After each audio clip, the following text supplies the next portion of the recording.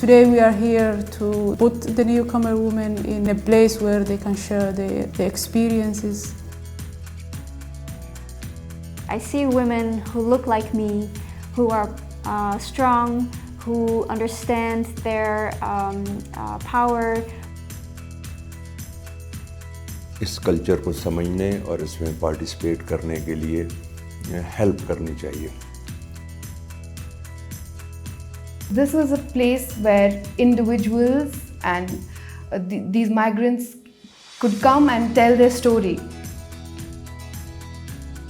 بسوريا كنت عم بشتغل من 2009 بمفوضية الأمم المتحدة لشؤون اللاجئين UNHCR. كنت عم بشتغل بقسم الحماية والتسجيل.